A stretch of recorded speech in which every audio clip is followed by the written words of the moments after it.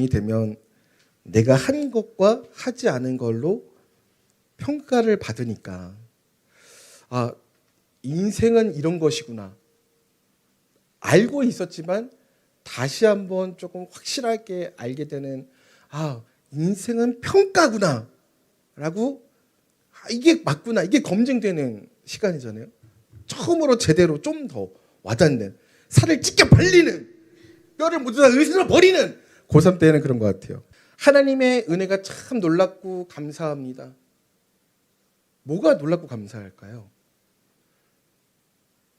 우리는 마땅히 평가받아야 되는 존재고, 평가에서 많은 부분 이 기준점 이하의 삶을 살고 있는 것이 우리들의 현실이라는 것입니다. 욥이 시험에 들었을 때요.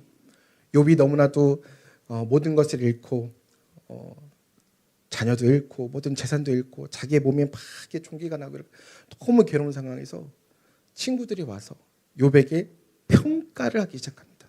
너가 분명히 잘 생각해 보면 하나님께 실수한 부분이 분명히 있을 거야 라고 말을 합니다. 그렇지 않고선 이런 고통을 느낄 수가 그럴 리가 없어. 너가 분명히 저질렀는데 너가 저지르지 않은 것처럼 살고 있기 때문에 그렇게 힘이 든 걸 거야. 공주교도소에서 연극을 보고 왔더니 이렇게 힘이 목이 자꾸 들어가네. 마땅히 생각할 때 내가 뭔가 잘못을 했나? 내가 뭔가 실수를 했나? 그러면 내가 이걸 저질렀으니까 나는 하나님께 용서받을 수가 없겠구나. 그래서 하나님을 떠나게 되는 경우가 굉장히 많습니다. 하나님을 떠난 분들에게 여쭤보면요. 왜 신앙생활을 좀 못하십니까? 저한테는 하나님 얘기하지 마세요. 저는 죄가 너무 많아요. 전사님 저 아시면 아마 까무러치실 거예요. 그래서 전사님 저한테는 하나님 얘기하지 마세요. 저는 죄인이에요. 우리는 알죠. 이 고백이 하나님 앞에서 있는 모습 그대로 드려져야 된다는 고백인 것을 우리는 알고 있습니다. 맞아요. 우린 죄인이에요. 그 모습 가지고 하나님께 있는 그대로 나아가는 겁니다. 그게 맞는 거예요. 또 어떤 분은 이렇게 말씀하세요. 전사님 저는 제가 믿음이 강하걸랑요. 그래서 이렇게 큐티도 맨날 하고 성경책도 이렇게 통독 많이 하걸랑요. 근데 저는 저기 사람 만나는 게 좀 싫어요. 무서워요. 너무 상처를 많이 받아서 사람들의 그 말이 너무 비수처럼 꽂히고 저는 사람들만 보면 은혜가 안 되걸랑요. 그래서 제가 유튜브로 예배를 드리걸랑요. 그래서 저는 굉장히 성실한 그 온라인 그 성도걸랑요. 교회라는 것은요, 하나님께서 세우실 때 공동체로서 만드신 거고, 예배라는 것은 우리가 막 나는 예배하네, 어디서도 막 예배하네 그러니까 약간 착각하는 게 있어요. 내가 어디서 그냥 하나님만 생각하고 뭐 성경만 묵상하고 이래도 다 예배라고 생각하는 거야. 물론 예배의 관점에서의 삶, 예배적인 관점, 하나님을 찬양하는, 하나님을 바라보는 관점에서의 삶은 예배가 맞죠. 그러나 공예배를 따로 이렇게 함께 모여서 예배를 드리라고 하신 것은요, 하나님의 질서라는 거예요. 포 떼고 차 떼고 다 떼버리고 하나님의 어떤 권능, 능력, 하나님의 일하심 막 어떤 이런 걸 다 떼버리고 내가 위로 받을 말씀만 다 검색해가지고 받는 예배가 예배일까요? 그건 예배가 아니에요.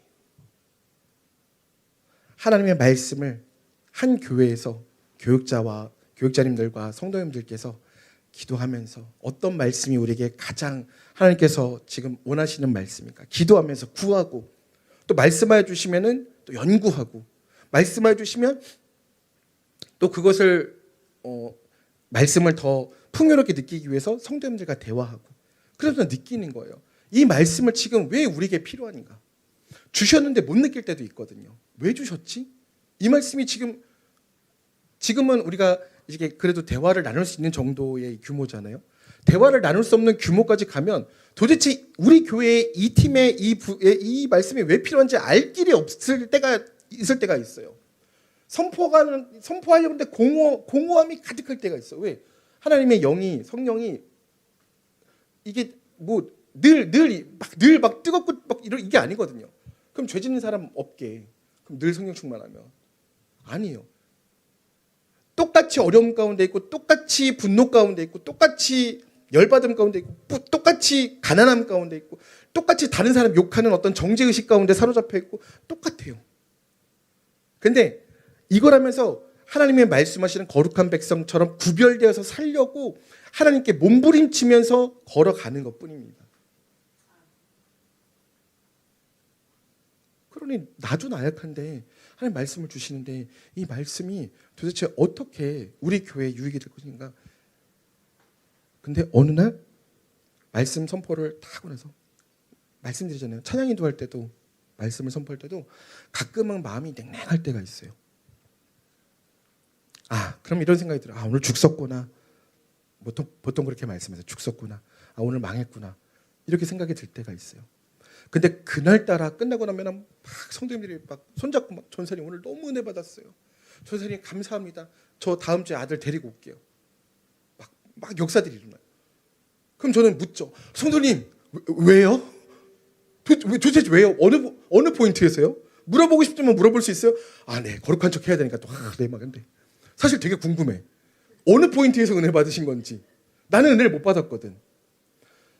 근데 그게 이제 왜냐면은 뭐 일주일에 설교를 막 몇십 개씩 하니까요. 막 사역을 막 찬양들 몇십 개씩 하니까요. 근데 하다가 제가 깨달은 게 뭐냐면 처음에는 내가 은혜 받고 내가 하고 나를 통해서만 막 이렇게만 이제 나 중심적으로 생각을 했던 거예요. 그래서 내가 이걸 하면 내가 열심히 하면 우리가 기도를 열심히 하면 물론 맞아요. 열심히 해야 되는 거 맞아요. 여러분들 공부 열심히 해야 돼요. 공부해야 돼 안 해야 돼요? 공부 열심히 해야 돼요. 운동 열심히 해야 돼 안 해야 돼요? 열심히 해야 돼요. 왜 대답들이 없어요? 공부 열심히 해야 돼 안 해야 돼요? 아이들은 대답이 없네. 운동 열심히 해야 돼 안 해야 돼요? 우리 아내분들 남편 열심히 사랑해야 돼 안 해야 돼요? 대답이 없어.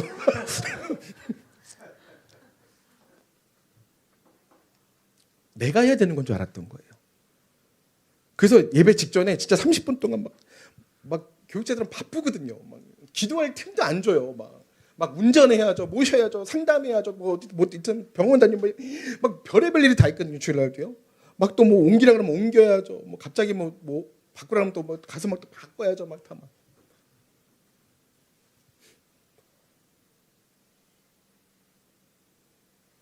기도할 틈도 없을 때가 있어요.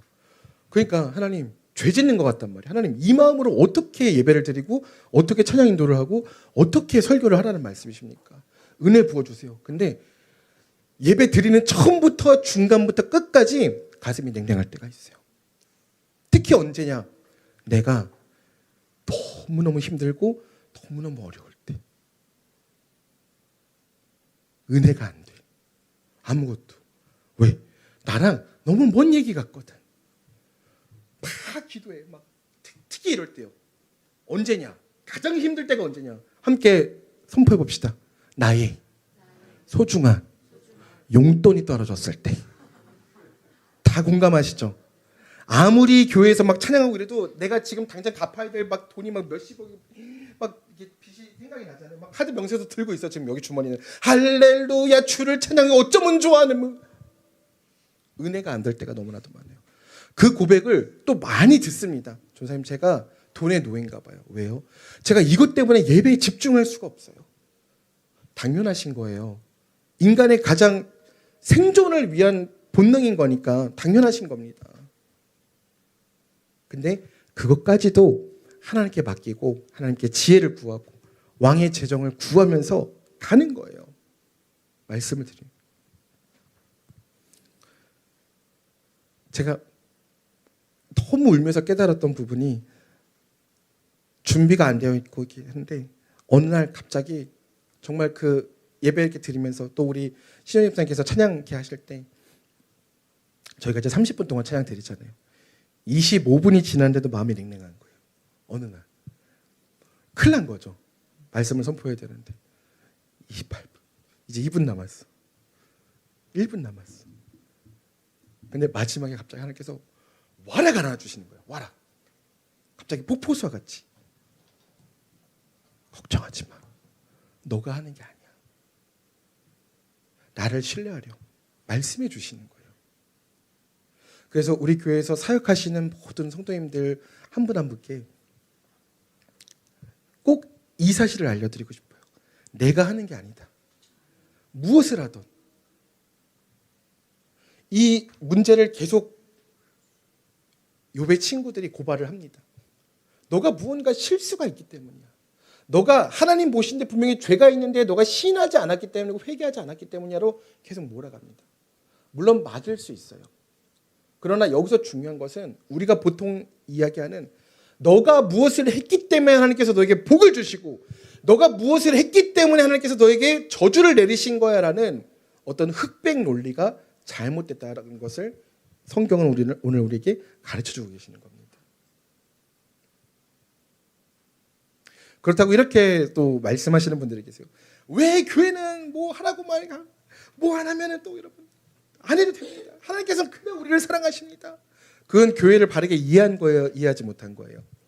그건 교회를 바르게 이해하지 못한 겁니다. 그 말은 곧 이것과 똑같은 거예요. 저기 우리가 살기 힘들다, 우리 생존권을 보장해달라 이렇게 그 싸움하시는 노조분들, 데모하시는 분들, 시청이나 이런 데서 데모하시는 분들 계시잖아요. 정말 그 사활을 걸고 하시는 분들 계시잖아요. 그분들 앞에 가서 이렇게 얘기하는 거야. 여러분들 무슨 소리입니까? 열심히 일을 해도 월급을 받지 않아도 여러분들 일할 수 있는 정도의 정신력은 있어야 됩니다. 맞아 죽겠죠. 그 소리랑 똑같은 거예요. 그건 잘못된 얘기라는 겁니다. 여러분 열심히 일했는데 월급이 안 들어와요. 어떨 것 같으세요? 모든 게 파괴되기 시작하는 겁니다. 근데 당연한 구조를 가지고 여러분 교회에서 열심히 다니시면 됩니다. 카페에 이렇게 보면요. 이런 댓글들이 있을 때가 있어요. 저희 자녀가 뭐 이렇게 그냥 취미생활로 교회를 이렇게 갔는데 교회 갈 때 헌금을 같이 보내야 될까요? 말아야 될까요? 그랬더니 거기 이렇게 써져 있어. 아, 저 10년 된 집사인데 올 때 헌금 안 보내셔도 됩니다. 착한 사람 코스프레를 하는 거야. 그런 댓글이 쫙 이렇게 있더라고요. 유튜브에도 보면요. 헌금을 해야 되는가 안 해야 되는가, 11조를 해야 되는가 안 해야 되는가 이런 말들이 굉장히 논쟁이 많습니다. 근데 논쟁을 딱 끝낼 수 있는 건 단 한 가지입니다. 내가 하나님의 사랑을 받으면 내가 베풀고 싶어져요. 누가 하라 그래서가 아니라 내가 하고 싶은 마음을 하나님께서 나에게 주신다는 거예요. 그래서 자원하는 마음으로 섬기고 교회가 무언가 운영이 되어줄 수 있도록 헌금을 하는 겁니다. 물론 더 중요한 초점이 있죠. 우리가 다 알고 있는. 우리가 헌금을 드린다는 것, 11조를 드린다는 것은 우리가 하나님께 무엇을 드리는 것입니까? 나의 전부를 드리는 거예요. 근데 왜 10의 1만 드리느냐? 우리도 우리의 삶을 영위해 나가고 우리가 그 생존해 나가야 되는 것을 하나님께서 아시기 때문에 10분의 1만 띄어서 하나님께 드리라고 말씀하신 거예요. 중요한 것은 10분의 1이니까 10분의 1만 하나님께 드리는 개념이 아니라 나의 모든 것을 하나님께 드린다는 개념이 그 안에 있는 것입니다. 그게 헌금이고 그게 봉사라는 겁니다. 그게 헌신이고 섬김이라는 거예요. 선생님, 왜 제가 그렇게까지 하면서 살아야 되죠? 저는 요즘 그 성도님들이나 사람들이 이렇게 얘기하는 거 들을 때요, 굉장히 속이 상합니다. 그 옛날 그 말로 그런 말이 있죠. 개구리가 올챙이 쪽을 생각을 못한다. 우리 한국, 대한민국 이렇게 번성하고 잘 살게 되기 전에 얼마나 많은 도움을 받았었는지 우리가 다시 한번 되새김할 필요가 있습니다. 우리가 어떤 나라였습니까? 먹을 것도 없었던 나라예요. 그래서 어떤 노래가 유행했어요? 보릿고개. 얘야 뛰지 마라. 왜? 배 꺼질라. 그랬던 나라예요. 그랬던 우리 조국이 하나님의 은혜 가운데 많은 도우심을 통해서 많은 그 섬김들을 통해서 이렇게까지 부흥을 한 거고 거기에 가장 앞장선 것이 교회입니다. 외국의 교회들이고 외국의 성도님들이시고 선교사님들이세요. 근데 우리가 그 사실을 까마득히 잊어먹고 지금 우리는 다른 사람을 자꾸 돌아보지 않으려고 하죠. 사단은 그것을 문화적으로 공격합니다. 그래서 너만 알면 돼. 야, 친구는 3명까지만 있으면 돼. 야, 뭐는 이렇게까지만 하면 돼. 그런 거 필요 없어. 너만 잘 살면 돼. 야, 그거 다 필요 없어. 봉사하지 마. 다른 사람 생각하지 마. 어차피 네가 공격당해. 네가 어차피 가스라이팅 당해. 너 이렇게 하면 너만 우울해져. 모든 것을 갑과 을로. 사장님들은 다 나빠. 대표님들은 다 나쁘대. 그럼 난 항상 그 생각이 들어. 그럼 그 직장 도대체 왜 다녀? 배우려고 하는 의지도 없고 초점도 없고 아무것도 없어. CEO에 대한 존중도 없고 어떤 뭐 윗사람에 대한 존중도 없고 아무것도 없어. 나만 잘났대. 되게 좋아 보입니다. 교회도 그냥 여러분 교회만 잘 다니면 됩니다. 여러분 가서 행복하시면 됩니다. 교회가 그럽니까? 아니요. 교회는 그런 곳이 아닙니다. 너무 죄송하지만 그건 이단들이 나는 소리예요.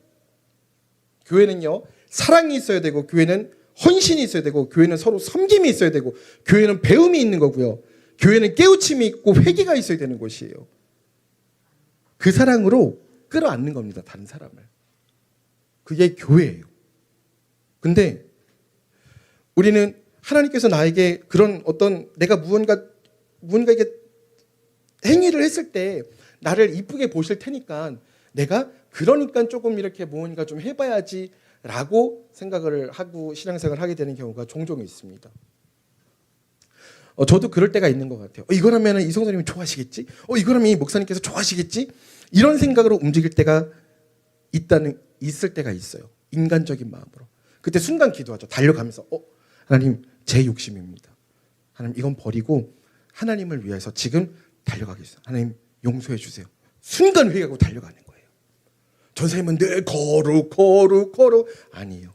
순간순간 그런 욕심들과 자의식과 어떤 그 나를 높이고 싶은 욕망과 이런 것들이 계속 자리 잡는다는 거예요. 누구나 그렇습니다. 사단은 계속 그렇게 공격하고 침투하거든요. 그리고 이렇게 얘기하죠. 너 이거 하면은 하나님한테 이쁨 받을 수 있어. 그래? 그럼 내가 열심히 해봐야겠다. 열심히 해. 뭔가를 열심히 해. 막 봉사도 하고 열심히 찬양도 열심히 하고 막 예배 막 다 열심히 해. 근데 뭘 잃어버립니까? 다른 사람을 향한 하나님의 진정한 사랑을 잃어버려요. 행위 자체에 묶이게 된다는 겁니다. 그래서 성경은 우리에게 뭐라고 말씀하십니까? 행위로 구원받을 수 있는 사람은 아무도 없다는 거예요. 심지어 어디까지? 성모 마리아가 그 천사가 왔을 때 성모 마리아가 본인에 대해서 뭐라고 고백을 합니까? 나는 성모 마리아로서, 내가 이 예수님의 어미로서, 내가 소유권이 있으므로 이렇게 말합니까? 예수님께서 뭐라고 말해요? 성모 마리아가 뭐라고 얘기합니까? 나는 계집종이오니 라고 이야기를 합니다. 근데 지금 그걸 어떻게 하고 있어요? 성모 마리아를 우상시하고 있는 겁니다. 기도 누가 해야 돼요? 성경에 나와 있죠. 유일한 중보자, 우리를 위해서 기도하실 수 있는 유일한 중보자는 누구세요? 예수 그리스도예요. 근데 뭐라고 가르칩니까? 성모 마리아가 대신 기도해 줄 수 있다고 가르칩니다. 분명히 동상을 세우라고 하셨어요? 세우지 말라고 하셨어요? 우상을 세우라고 하셨어요? 세우지 말라고 하셨어요? 우상을 세웁니다. 문화적으로 침투해요. 이제 우리는 아이돌이라고 부르잖아요. 아이돌 원어가 뭐예요? 우상이에요. 선생님, 그러면 저희는 어떡하죠? 조선시대로 돌아가야 되나요? 저희는 어떡하죠? 무인도 가서 살아야 되나요? 아니요. 이 각박하고 척박하고 우리를 속여가는 이 모든 문화권 안에서 하나님의 지식과 하나님의 지혜를 가지고, 하나님의 지혜와 하나님의 지식을 가지고 성경에 통달하여서, 또 하나님의 말씀이 통달하여서 성령님의 가르치심을 따라 하나님과 예수님을 증거하는 길로 걸어가는 우리가 되어지기를 간절히 소망합니다. 질문 한번 드려볼까요? 왜 이렇게 앞에 이렇게 어렵게 설명을 드리냐면, 이 개념이 알 것 같은데 자꾸 헷갈리고 모르는 것 같은데 또 알고 있고 이런 개념이라서 그렇습니다. 질문을 드려볼게요. 자, 하나님께서는 인간들의 행위에 영향을 받으실까요? 받지 않으실까요? 자, 그러시다면 이렇게 질문을 드려보겠습니다. 받지 않으신다면 그럼 우리는 기도를 왜 하나요? 우리가 기도를 했을 때 하나님께서 응답하여 주신다고 하셨는데, 분명히 성경님께서 말씀하셨어요. 하나님께서는 인간의 영향을 받지 않으신다고. 그러면은 기도를 우리가 드릴 때 하나님께서는 분명히 거기에 반응하신다는 것은 하나님께서는 우리의 기도에 영향을 받으신다는 거잖아요. 이해가 되셨습니까? 졸려요? 이해가 됐어요? 네. 자, 그렇다면 다시 한번 질문 드릴게요. 하나님께서는 우리 인간들에게 영향을 받으십니까? 받지 않으십니까? 이렇게 이단이 탄생하는 겁니다. 함께 선포할까요? 하나님께서는 인간의 행위에 영향을 받지 않으신다. 그것이 욥기서가 증거하는 것입니다. 네가 무엇을 했기 때문에 하나님께서 너에게 저주를 주신 거야 라는 말을 절대적으로 정면적으로 반복하는 것이 욥기서예요. 그게 아니라는 거예요.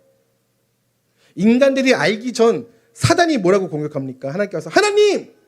저기 하나님이 너무 이뻐하니까 제가 저렇게 믿음이 좋아졌잖아. 하나님 저거 안 돼. 저거 버릇 나빠져. 제가 한번 가서 이렇게 밥도 먹고 사우나도 가고 이렇게 할 테니까 하나님께서 그래 알았다. 근데 뭐만 건들지 말라고 하세요? 생명, 목숨만은 건들지 말라고 말씀하십니다. 무슨 뜻이에요? 생명은 누구에게 있어요?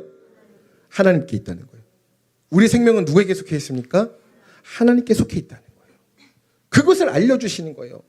사단이 막 저렇게 합니다. 근데도 믿음이 흔들리지 않아요. 그러니까 막 사단이 하나님 그러니까 다른 거 다 이렇게 막 없애고 막 해도 자기가 안 아프니까 자기에게 고통이 없으니까 저러는 거예요. 그랬더니 허락하세요. 사단들이 가서 어떻게 합니까? 온몸에 우리 이게 벽돌 있죠, 막 저기 기와장 같은 것들 있잖아요. 그걸 막 팍팍팍 긁어도 안 아파. 통증이 안 느껴지는 거야. 피가 철철 나, 막 고름 막 철철 나. 근데 안 느껴지는 거예요. 냄새 막 악취 막 나는데 막.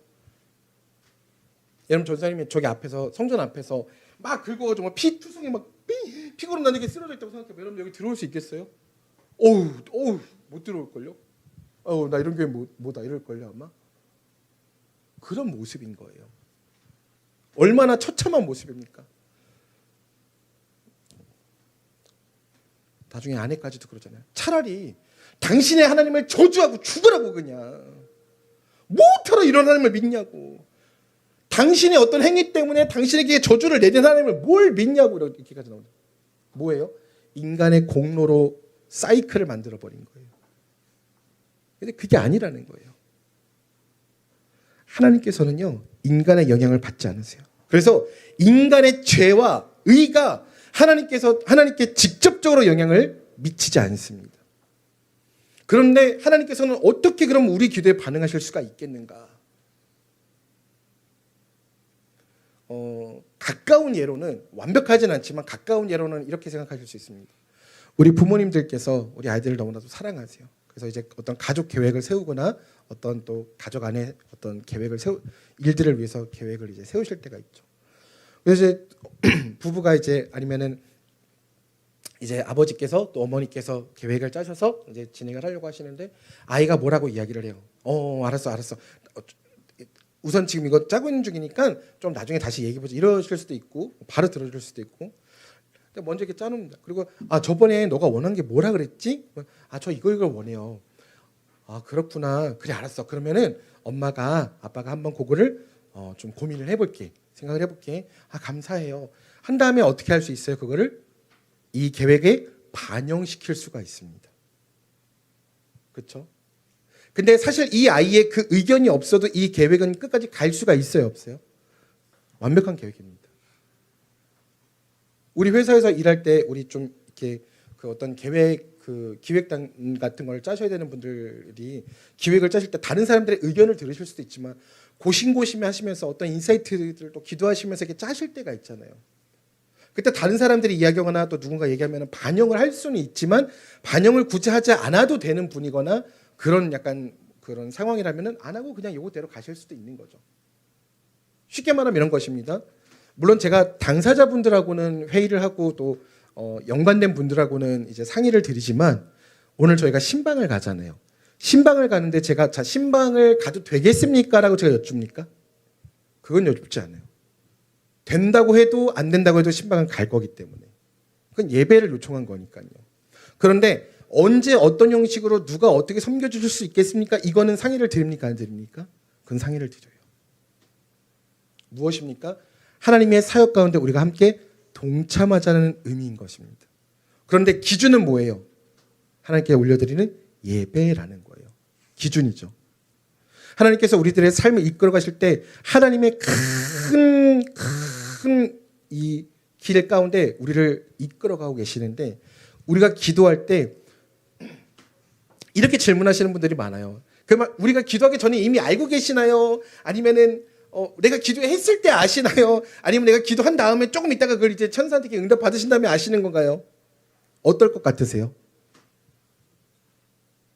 이게 우리 초등학생들 질문이에요.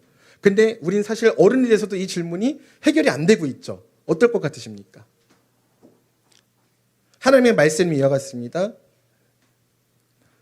함께 선포해요. 태초 전에 예정하시사 나의 갈 길을 이미 모두 다 아시나니. 그렇기 때문에 하나님께서 우리의 빛이 되어주시고 우리의 등불이 되어주시는 겁니다. 빛은 무엇입니까? 빛은요, 저 빛이에요. 태양을 말하는 게 아니라 태양에 있는 그 빛과 모든 세상에 있는 모든 빛, 그 빛 자체를 말하는 거예요. 엄청 큰 개념이에요. 그 빛과 같은 분이세요. 등불은 뭡니까? 아니, 예수님이 겨우 등불이라고? 생각해 보십시오. 우리의 인생이 10년 뒤가 위태롭습니까? 아니면 지금 당장이 위태롭습니까? 우리가 느낄 때. 10년 뒤가 위태로워요? 우리 희천이 10년 뒤면 몇 살이죠? 이제 30살인데 그때 위태롭게 느껴져요, 그 일이 지금? 아니면 지금 당장이 위태롭게 느껴져요? 당장이 위태롭게 느껴진다는 거예요. 우리 연기는 어때요? 10년 뒤 나중에 저기 대학교 가야 되고 막 결혼해야 되고 이거 지금 위태롭게 느껴져요? 그럼요. 지금 당장 해내야 될 이 숙제가 너무나도 위태롭잖아. 막 이렇게 막. 등불이라는 건 무엇입니까? 등불은요, 여기밖에 못 비춰요. 그 이상은 비출 수가 없어요. 등빛 그 특성상 저 멀리까지는 비출 수가 없다는 것입니다. 무슨 뜻입니까? 하나님께서 빛이 되어 주세요. 넓은 범위에서, 또 이 좁은 범위에서 내가 오늘 하루 걸어갈 수 있는 이 길을 선한 길 가운데 인도하신다는 거예요. 곧 딱 한 발자국까지만. 우리 인간들은 다 알길 원하거든요. 하나님 10년 뒤를 보여주십시오. 20년 뒤 하나님 코인, 하나님 주식, 하나님 뭐 투자, 부동산 어디 뭐 이런 걸 알길 원해요. 근데 그런 거는 하나님의 방식이 아니라는 거예요. 물론 어떤 경우에 그런 경우가 있을 수는 있습니다만, 전제 조건을 하나님의 그런 어떤 뭐 점치는 분, 뭐 하나님께서 뭐 나를 그렇게 알려주신 분은 그건 아니라는 거예요. 단 무엇이냐?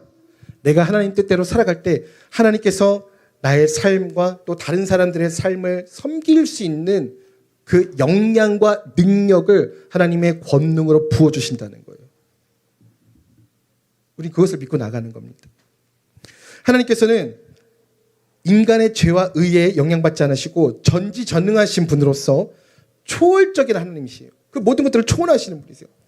그러면은 너무 위에 계시니까 우리 인간들의 기도가 너무 나약하고 무의미해 보일 수가 있습니다. 그럼 내가 기도하는데 그럼 그것은 무슨 의미인가?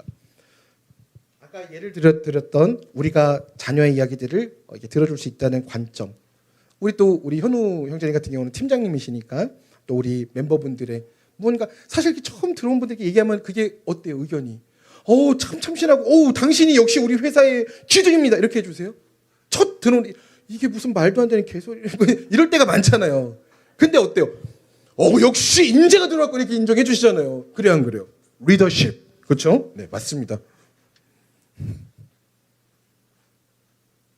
하나님께서 그와 같으신 거예요. 우리 인간들이 기도할 때요, 하나님 뜻 가운데, 하나님의 사랑 가운데 하나님께서 그걸 동참시켜 주시는 거예요. 무엇으로요? 가장 중요한 건 이겁니다. 무엇으로요? 하나님의 사랑으로요. 하나님의 계획이 아니라 하나님의 사랑 가운데 우리를 동참시켜 주신다는 거예요. 하나님의 계획에 어디에 감히 숟가락을 얹어? 그리고 우리가 앞날을 알아요? 모르잖아요. 그럼 이 땅의 무당들 다 잘 살게? 뭐 아프지 말아야지. 왜 중간에 자꾸 막 신내를 막 이래. 통제가 안 되거든. 제가 이제 예전에 같이 연주했던 어떤 분이 그러시더라고요. 드럼 분이 무당이셨어요. 그래서 막 보컬 분이 하시다가 못 하겠다는 거야. 그래서 왜요? 그랬더니 이게 같이 하니까 나 자꾸 신내리는 것 같다고. 그래서 무슨 소리냐고 그랬더니 그러니까 이제 그거는 너무 이제 또 이제 너무 인격 모독인 거죠. 그거는 신내림을 받으신 건 맞아요. 예.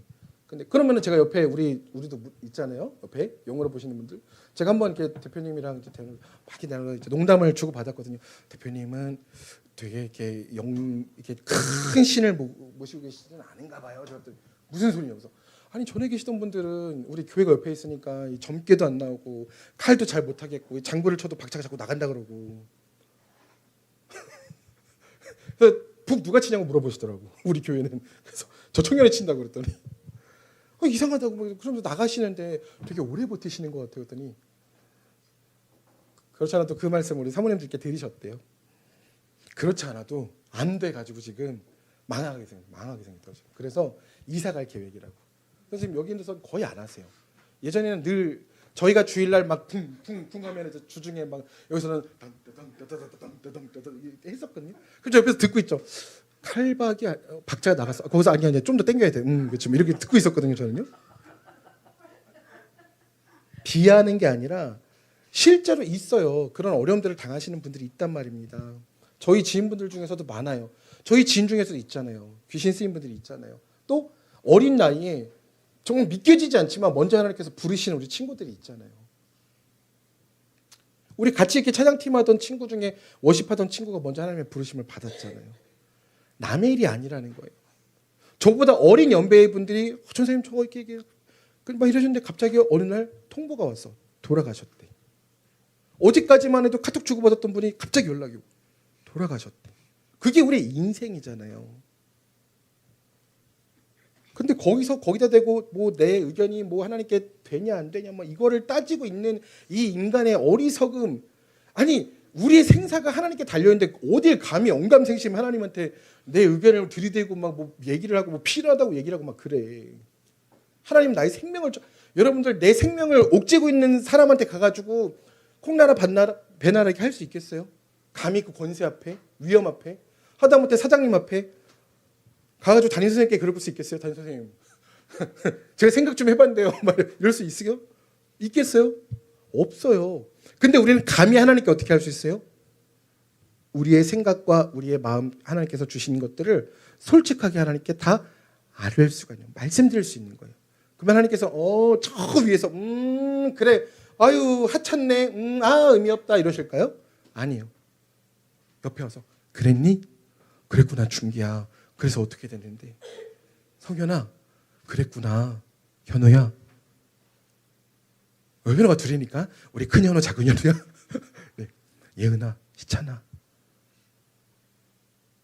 하나님이 나이가 더 많으시니까 우리 은경아 우리 재우야 이렇게. 저 어저께 정주 집사님께서 정말 많이 기도했거든요. 어저께 그 결혼하시는 우리 지혜자매님 남편분의 이름이 재호였어요. 굉장히 많이 생각이 나더라고요. 죄송하지만 네. 하나님께서 우리들의 기도를 받아주시는 것은요. 하나님의 사랑이 빠져 있다면 모두 다 왜곡이 되는 이야기가 됩니다. 하나님께서는 자신의 사랑을 제한하시고 그러니까 전지전능하시지만 스스로 인간에 대한 계획을 제한하실 수가 있어요. 그래서 인간의 기도에 응답을 하여 주시는 그러니까 그냥 하나님이 말씀하신 그냥 우리는 그냥 그대로 해야 되고 이게 아니라 하나님께 하나님 저 너무 힘들어요. 하나님 도와주세요. 인도해 주세요. 고쳐주세요. 회복시켜 주세요. 라고 이야기할 때 하나님께서 그 기도를 들어주신다 안 들어주신다? 들어주신다는 거예요. 근데 혹시 안 들어주실 수도 있다 없다?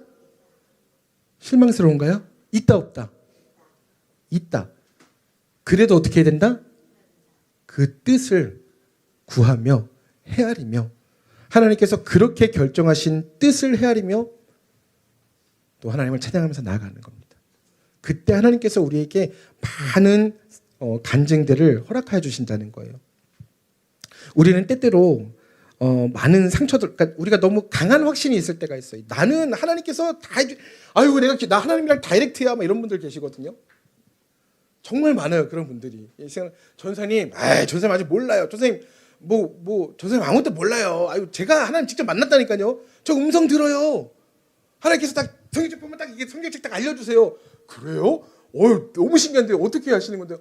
이러면 너무 강한 확신, 너무 자기의 강한 확신. 분명히 성경에 하나님께서 그렇게 역사하시지 않는다고 하는데도 본인은 그렇게 역사하신대. 이걸 어떻게 해야 될지 도대체 어느 교단인지 모르겠어요. 도대체 어느 철학이 도저히 어떤 신학인지 모르겠는데 그런 분들이 계십니다. 너무 불쌍한 거예요. 왜요? 자기 자신이 세상을 변화시킬 수 있다고, 자기 자신이 저 사람을 변화시킬 수 있다고 생각을 하는 겁니다. 하나님께서 우리에게 허락하신 것은요, 다른 사람을 변화시켜라가 아니에요. 다른 사람의 아픔을, 타인의 아픔을 이해하고 동일한 입장에서 생각하고 하나님께 같이 기도드리고 간구하라예요. 다른 사람을 변화시키려고 하지 말라는 거예요. 제가 가장 많이 찔리는데 항상. 그래서 하나님께서 우리에게 고난을 허락하시는 이유도요, 우리가 고난을 경험하면서 내가 이렇게 아프고 이렇게 힘든 거구나. 내가 그래서 아프신 분들을 위해서 함께 기도해야 되는 거구나 라고 우리가 비로소 나의 의가 깨지고 난 아무것도 아니구나. 건강할 때는요, 뭐든지 할 수 있을 것 같거든요. 저도 20대 때는 10대 때는 저도 세상을 씹어먹는 줄 알았어요. 인생 그대로 가는 줄 알았어. 20대 때 나는 다 내 발 아래에 있는 줄 알았어. 20대 때 내가 뭐만 펼치면 그냥 돈이 훅훅훅 막 이렇게 하면 사람들이 막 다 우고 막 능력이 좋은 막 이런 줄 알았다니까요. 20대 때는. 30대가 되니까 어때요? 살짝 이제 비실거리기 시작하더니 이게 주님의 이제 현우 씨 2년 남았어요. 좀만 기다려봐요. 주님 40대 되니까 어때요? 아무것도 장담할 수가 없는 것 같은 거예요.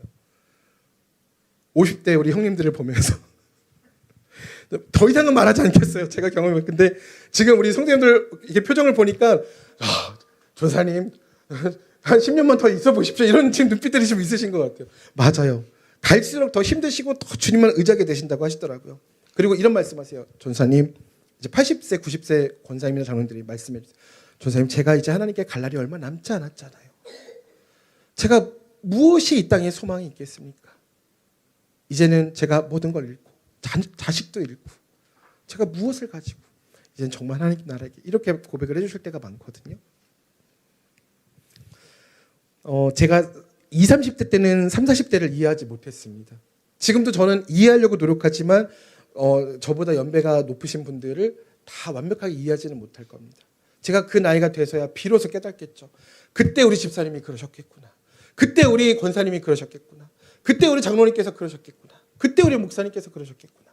그때 우리 아버지가 어머니가 그때 그러셨겠구나. 그 심정을 그제서야 깨닫겠죠. 그러나 그때 내가 너무 늦게 깨달았구나. 나는 인생을 망쳤구나. 그게 아니라 그때 하나님 지금이라도 그 마음을 알게 해주셔서 감사합니다. 이제는 내가 그 마음을 알았으니 다른 사람들을 더 섬길 수 있는 일에 앞장설 수 있는 인생 될 수 있도록 좀 인도해 주십사라고 기도하면서 걸어가는 겁니다. 어떤 하나님께요? 빛이 되신 하나님께요. 어떤 하나님께요? 등불이 되어주시는 하나님께요. 그래서 우리의 크고 작은 모든 일들을 하나님께 내어 맡기는 겁니다. 하나님, 요 정도 사이즈의 아픔인데, 요 정도 사이즈의 어려움인데 하나님께 기도드려도 될까요? 무슨 말씀하시는 거예요? 하나님께 아뢰십시오. 하나님께 엎드리십시오. 이건 너무 커요. 이건 사이즈가 너무 커서 하나님 감당하실 수 있을까요? 무슨 얘기 하시는 거예요? 그보다도 더 큰 죄악과 나의 더러운 생각들도 모두 다 이해하시고 감싸주시고 또 회개케 하시고 다시 하나님의 말씀대로 걸어가게 하시는 하나님이시라는 거예요. 아멘. 우리가 어떠한 귀신이 공격을 하고 우리를 장난치더라도 분명히 기억하십시오. 인간의 행위에 영향을 받으시는 분이 아니에요. 다만 우리가 연약해질 때 우리가 돌아올 수 있도록 하나님께서 계속 부르신다는 거죠. 그런 하나님의 힘을 믿으시기를 소망합니다. 공주교도소를 갔었는데요. 거기서는 이제 우리는 죄인입니다 이런 말을 하기가 참 어렵잖아요. 왜냐면 진짜 죄인들이시니까. 정말 죄인이잖아요. 저는 이게 무슨 이제 오랜만에 갔거든요. 그래서 옛날보다는 좀 나아졌겠지라고 생각을 했어요. 근데 웬걸 이게 창찰이 있고, 저희는 여기서 사역하고 이제 이렇게 창찰이 이렇게 있고 넘어서 이게 앉아 계시고 이럴 줄 알고 굉장히 막 이제 담대함으로 갔거든요. 주님께서 함께 하십니다. 갔는데 웬걸 이 거리보다 더 가까운 거예요. 제가 옆에, 그리고 더군다나 저는 이제 또 여러 가지 섬겨야 되는 것들이 있어서 이쪽 무대 앞쪽에 있었는데 제 옆에 성가대 분들이 앉으시는 거야. 다 이래 막 그래서 안녕하세요 막 11회 하 72번 분도 계시고 막 11회 막 뭐 가해 23번 분도 계시고 막 어떤 분이 무슨 죄를 저질지도 몰라. 너무 두려워. 옆에 다 앉으시는 거면서 막 보고 막. 근데 제가 너무너무 안타까웠던 게 눈을 못 보시더라고요. 그래서 알았어요. 교도관들이 이걸 다 저기를 해놨구나. 그러니까 위협적으로 하거나 그렇게 하면은 가서 어떻게 하겠어요? 엄청 맞는 거예요. 저는 이제 몇 분 오시는지 아무런 인포메이션이 없어요. 핸드폰도 다 들고 놓고 들어가야 되기 때문에 사진도 찍을 수가 없어요. 들어갔는데 300분에서 400분 정도가 오신 것 같아요. 그래서 저는 분명히 여자 교도소라고 얘기를 들었어요. 여자 교도소라고. 그래서 좀 덜 무섭게. 그래도 내가 남자인데 근데 웬걸 남자 300명에서 400명. 정말 막 다 이러고 쳐다보고 있어. 이러고 보고 계시는 거예요. 문신 이렇게 보고. 할렐루야 이를 앉아 계세요. 그리고 여성 교도소분들은 2층에 남자분들이 다 들어오시고 나서 후에 들어오시더라고요. 여자 그 재소자분들은요. 그리고 나가실 때는 여자 재소자분들이 먼저 나가시고 그 다음에 남자 재소자분들이 나가시더라고요. 그 남자 재소자분들은 이제 깨끗한 마음을 가지고 살라는 의미에서 하늘색 옷을 입고 계시고 여자 교도소에서도 여자는 아름다움을 놓칠 수가 없나 봐요. 아주 예쁜 민트색, 정말 빛나요. 보면은 어머 비단결 같아요. 옷이 너무 예뻐요. 그리고 한 가지 놀라운 사실은 이분들이 다 굉장히 뽀송뽀송하다는 겁니다. 남자분이든 여자분이든. 뭐냐? 외부에서 다른 사람들이 오니까 이 사람들이 나가서 여기 내부에 대해서 어떻게 말을 할지 모르잖아요. 가장 아름다운 모습으로 들어오시는 거예요. 근데 어떤 모습으로? 잔뜩 겁에 질린 모습으로. 왜? 300명이 쫙 이제 앉으셨어요. 이게 엄청 제가 본 의자 중에 가장 긴 의자예요. 저 여의도 순복음교회에서 의자도 장의자 굉장히 긴데 그거보다 더 길었던 것 같아요. 그 의자의 맨 끝에 한 분, 여기 가운데 한 분, 저기 맨 끝에 한 분이 앉으시는 거예요. 그리고 예배를 드리시는데 옆에 저는 세상에서 우리 희찬이가 제일 큰 줄 알았거든요. 희찬이보다 그 희찬이 얼굴이 2개가 더 있는 사람들이 검정 모자 쓰고 검정 마스크 쓰고 검정 옷에다가 검정 이 저기 방탄복에다가 검정 이 곤두를 이렇게 이거 곤봉을 들고 이렇게 서서 이렇게 있는 거예요. 위협적으로. 이렇게. 너 절로 가요. 지금 뭐 하러 오시는 분들이에요, 이분들이요? 예배 드리러 오시는 분들이에요. 그래서 눈물이 팍 터졌어요. 그래. 어쩔 수 없겠지만 교도소니까 안 그러면 또 여러 가지 일들이 그 교도소가 2년 전인가 4년 전인가에 살인이 그 교도소 안에서 살인이 일어났던 곳이에요. 어떤 재소자가 한 재소자를 너무 괴롭혀 이제 무기징역을 받았는데 그 시간을 달래기 위해서 다른 사람을 괴롭힌 거예요. 장난으로. 그러다가 죽게 만들었어요. 그 사건이 일어난 곳이 거기예요. 그러니 얼마나 삼엄하겠습니까? 그런 시간 하는데 이제 말씀하고 찬양하고 해야 되는데 여러분 우리는 죄인입니다 소리를 해야 되는데 너무 무서운 거예요. 내가 죄인이라고 이렇게 달겨들 수 있다는 거죠. 근데 제가 놀라운 사실은 예배 처음부터 끝까지 모든 찬양과 모든 말씀과 모든 연극과 모든 것들이 다 여러분 우린 죄인입니다. 우린 모두 다 죄인입니다. 였어요. 심지어 찬양도 이 찬양만은 안 불렀으면 좋겠다 했는데 이 찬양을 부르시더라고요. 나 같은 죄인 살리신.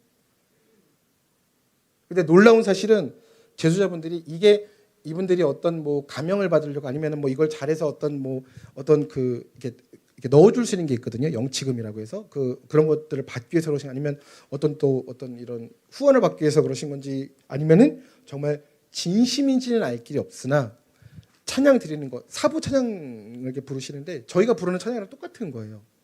부르시는데 너무 은혜가 되는 거예요. 너무 은혜가. 그래서 저도 모르게 옆에 계신 재수자분 얼굴을 마주쳤어요. 그럼 이게 눈을 마주치면 안 되나 봐요. 눈을 이러시더라고요. 그래서 제가 형제님 어떻게 이렇게 노래를 잘하세요? 저도 모르게 손을 잡은 거야. 잡으면 돼야 안 돼요. 무서워 죽는 줄 알았어. 잡았는데 꼭 우리 범준이 같아. 느낌이 이렇게 덩치가 있거든요. 저만 하거든요. 딱 봤는데 진짜 범준이를 대하는 느낌이야. 그래서 마음이 너무 이상해지는 거예요. 내 옆에 있는 내가 사랑하는 성도님들과 이들이 같은 성도구나. 그때부터 두려움이 확 사라지더라고요. 그때부터 인사하고 또 한 분은 딱 있는데 정재호 집사님을 닮은 거예요. 너무 잘생기신 분이 영화 배우 같아. 그래서 정재호 집사님 막 이러다가 너무 잘생기셨다고 영화 배우 아닙니다. 이러면서 하시는데 끝나고 나서 다 몰려드시는 거예요. 예배 다 끝나고 나서 이제 정리하고 가야 되는데 막 이게 난리가 났어요. 근데 와가지고 조사님 너무 감사하다고 나중에 한번 찾아뵙겠다고 어디냐고서 어디라고 말씀을 드려야 되나 말아야 되나 한 10초 동안 고민을 하다가 강북구에 있는 그리스도인 우일교회입니다. 기억이 안 나면 그냥 우일교회 유튜브에 치시면 다 나와요. 그것도 기억이 안 나면 그냥 정예은 검색하면 다 나와. 신예은보다 더 유명해 지금 정예은이.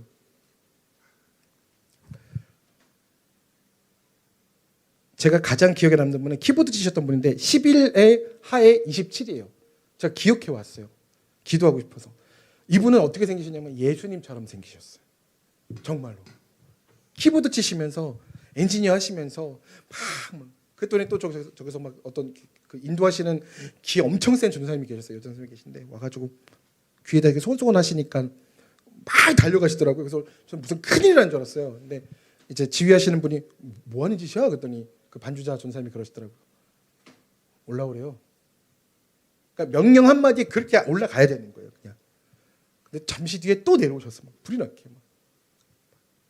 거기서 연극을 부자와 나사로 연극을 했고 거기서 이제 그 모든 사역을 마쳤습니다. 그리고 나서 이제 오늘의 교회 안수 집사님께서 엔젤 사역이라는 것을 하셨는데 우리 성도님들 이거 마음에 품고 계셨다가 우리 교회가 성장하면 우리도 그렇게 섬길 수 있었으면 하는 소망이 생겼습니다. 성탄절 때 재소자 가족분들께 10만 원 상당의 선물을 구매를 해서 그분들께 그 재소자 왜냐면 재소자들은 가족에게 보낼 수가 없다고 하더라고요. 그 선물을. 그래서 대신해서 10만 원 정도 상당의 선물을 그분들이 이제 편지를 쓰시면 그 편지와 함께 보내드리는 사역인 거예요. 엔젤 사역. 품고 기도 또 부탁드립니다. 그런 사역을 하면서 죄인이라는 것이 정말 무엇인가에 대해서 다시 한번 생각해보는 시간을 많이 갖게 되었습니다. 아까 앞에 제가 이제 교도소 색깔이나 이런 것들은 여러분들 그 궁금하신 부분이니까 재미있게 풀어낸 것이고 중요한 것은 나도 죄인인데 사실 내가 저 자리에 있어야 되는 사람인 건데 하나님의 은혜로 그저 살아가고 있구나를 다시 한번 느끼게 되었습니다. 여러분 우리는 다 부족하고 우리는 욥처럼 그런 어려움을 겪을 수밖에 없는 그런 존재들입니다. 우리는 인간이니까요. 우리는 피조물이거든요. 우리는 많은 연약함들을 가지고 있습니다. 근데 거기서 우리가 모든 하나님의 뜻을 알려고 덤벼들면 알 수가 없어요. 하나님 왜? 하나님 도대체 왜? 그게 아니에요. 하나님의 뜻에 덤벼드는 것이 아니라 하나님께 질문을 하는 겁니다. 하나님 지금 이 순간 하나님께서 원하시는 뜻을 하나님 알게 해주셔서 성경을 통해서 말씀을 통해서 찬양을 통해서 찾아가는 겁니다. 혹시 넷플릭스의 킹덤이라는 드라마를 아십니까? 킹덤? 킹덤 보신 분 계세요? 우리 친구들은 보면 안 되고 여기도 아직은 보면 안 되고 킹덤이라는 드라마가 있는데 좀비에 관련된 영화고 우리나라 이제 작가분이 만드신 거 굉장히 큰 히트를 친 드라마입니다. 6부작인가 8부작인가 그럴 텐데요. 그걸 이제 그 넷플릭스를 돌리다가 성원이가 잠깐 보게 됐나 봐요. 근데 이제 봤는데 어느 날 너무 무서워서 꺼달라 그러더라고요. 그래서 껐는데 어느 날 그 얘기 하더라고요. 아빠 킹덤이 왜 킹덤인지 알았어요. 왜 킹덤인지. 왕이 킹이잖아요. 그치 왕이 킹이지. 왕이 죽었으니까 무덤이니까 덤이잖아요. 무덤 덤. 그래서 킹덤인가 봐요. 왕의 무덤. 맞는지 안 맞는지는 얘기하고 싶지 않아요. 네. 이게 아이의 해석이었어요.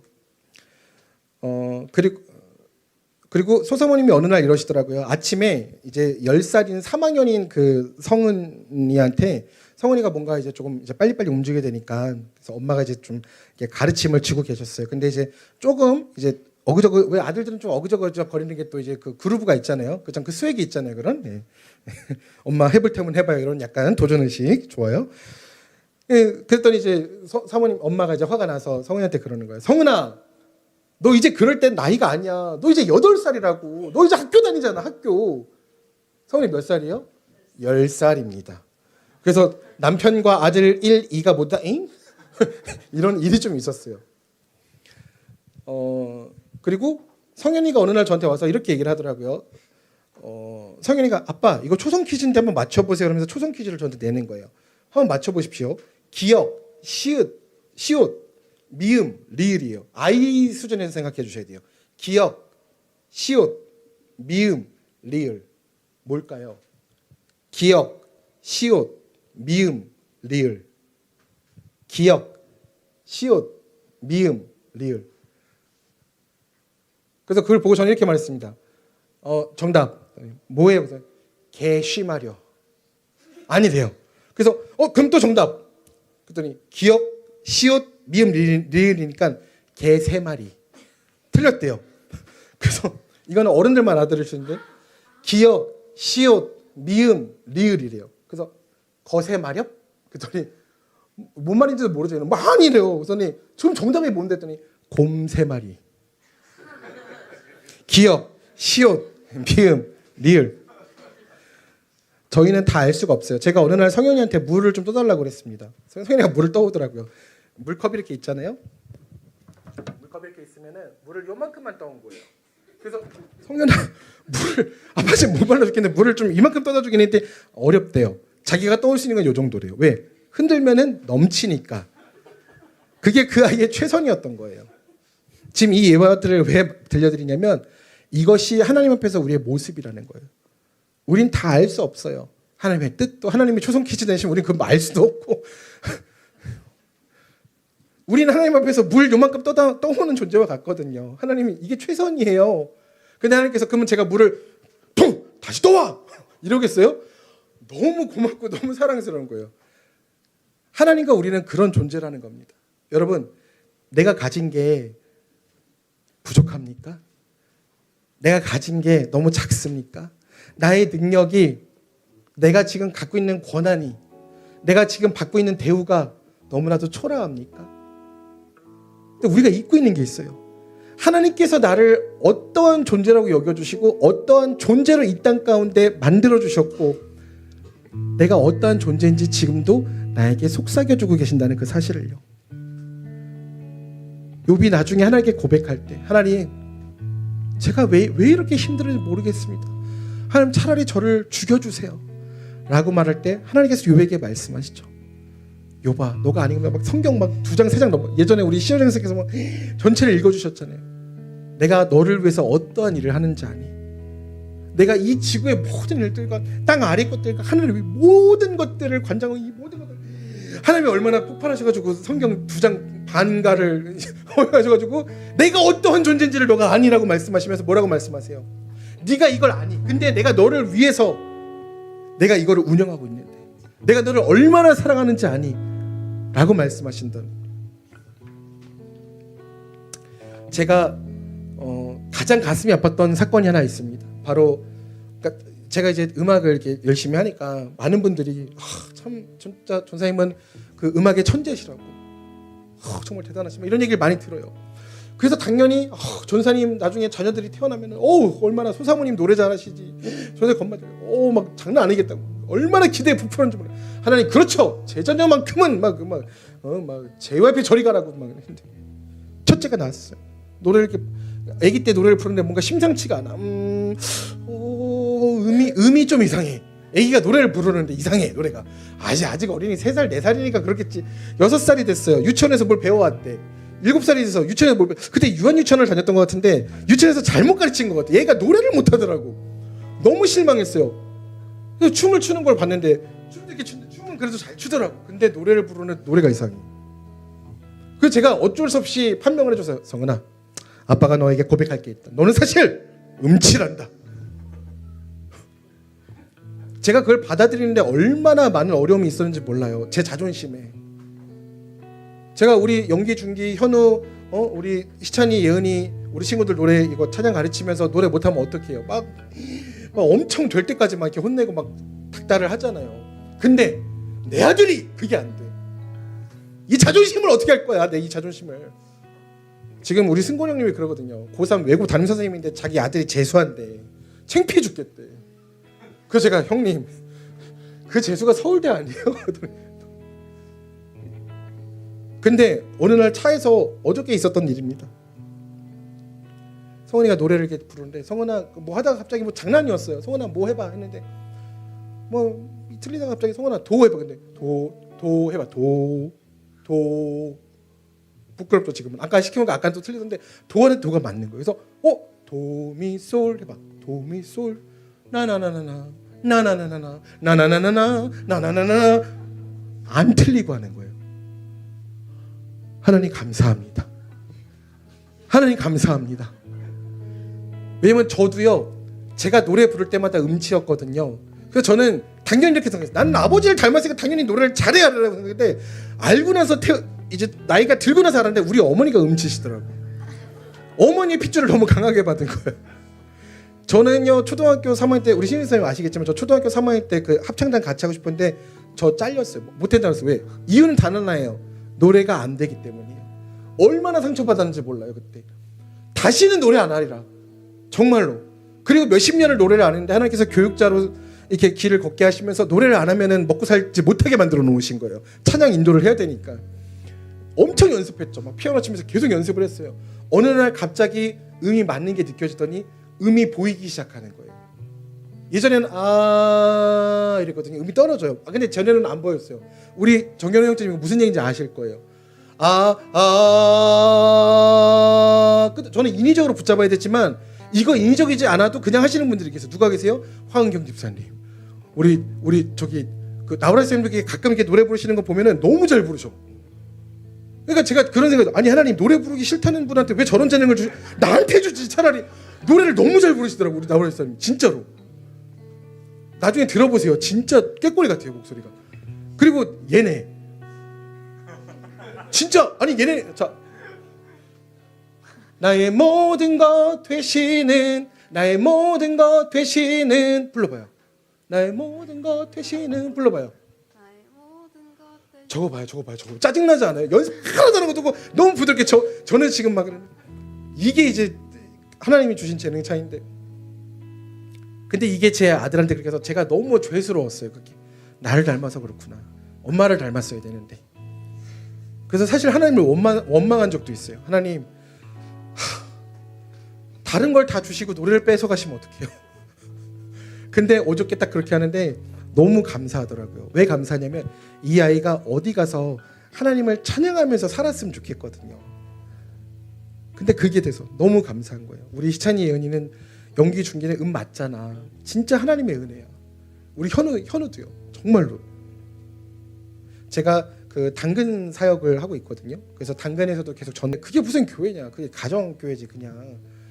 그냥 선생님 그냥 사역 접으시고 그냥 저기 사업하세요. 그냥 그 돈으로. 아니면은 그냥 뭐 하시고 그냥 딴 교회 가셔서 또 너무 이렇게 어렵게 하지 마세요. 사역. 이런 얘기들을 진짜 수없이 들어서 마음이 너무 공고할 때였어요. 제가 이 마음을 어떻게 감출 길이 없는, 정말 욕과 같이 너무나도 심란한 때였어요. 막 정신이 다 피폐해져 정말 다 죽을 것 같은 거예요. 근데 그때 누가 찾아오셨느냐? 우리 현우 형제님이 찾아오셨어요. 뭘 보고 오셨어요? 여쭤봤더니 아니 이렇게 보고 카페 보고 있는데 아이들이 참 많더라고요. 그래서 그거 보고 왔습니다. 한쪽에서는 뭐라 그랬다고요? 애들밖에 몇 명 없는데 그게 무슨 교회냐 그랬다니까요. 근데 한쪽에서는 뭐라 그랬다고요? 그 아이들을 보고 왔대요. 할렐루! 할렐루! 그게 간증이에요. 우리 현우 형제님, 제가 그래서 얼마나 이게 마음이 벅찼었는지 몰라. 이 말을 하고 싶은데 꾹꾹 참았다가 지금 하는 거예요. 설교 시간에 하고 싶어가지고. 그리고 저번 주에 사실은 저희가 신방을 가려고 했었잖아요. 원래 저번 주였어요. 근데 목사님께서 그렇게 말씀해 주시더라고요. 전사님, 우리가 낮 예배 때 물론 의미는 깊지만 여러 가지 의미가 있지만 낮 예배 때 가면은 혹시라도 예배 드리러 오시는 분이 예배를 드리실 수 있겠냐고. 목사님, 아니 저희가 뭐 하루 이틀 목회합니까? 저희 지금 3년 차, 4년 차잖아요. 저만 지금 30년째 3년째 그렇게 해가지고 오시는 분 계셨냐고.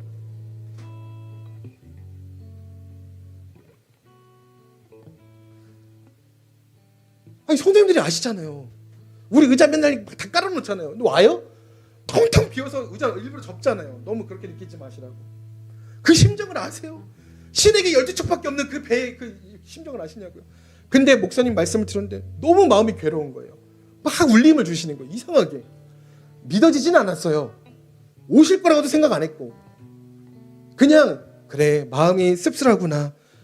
그래. 그래서 그리고 또 여러 가지 상황들이 이상하게 저번 주에는 갈 수 없는 여러 가지 여건들이 막 연락들이 이제 주고받아서 하나님 그럼 어떻게 하면 좋겠습니까? 어떻게 해야 범주 형제님과 가장 기쁜 예배를 드릴 수 있겠습니까? 그래서 다음 주 오후 예배, 오후 시간에 그래서 오늘 감사하게도 예배드리고 이제 우리가 이제 예배드리러 이제 가게 되는 거예요. 근데 저번 주에 예배를 드렸는데 목사님께서 말씀하셨을 분명히 우리가 예배를 오늘 여기서 안 드리면 예배를 들으시러 오시는 분이 못 들으시지 않겠느냐. 그래서 저번 주에 누가 오셨어요? 집사님께서. 할렐루! 할렐루! 우리의 만남이 어디서부터 어떻게 시작되는지 어디로부터 와서 어떻게 그런 건 알지 못하지만 하나님의 은혜를 봤습니다. 아팠어요. 너무 감사하고 그래서 참 오늘 예배가 더욱더 하나님 정말 저는 아무것도 아니고 하나님께서 일하시는군요.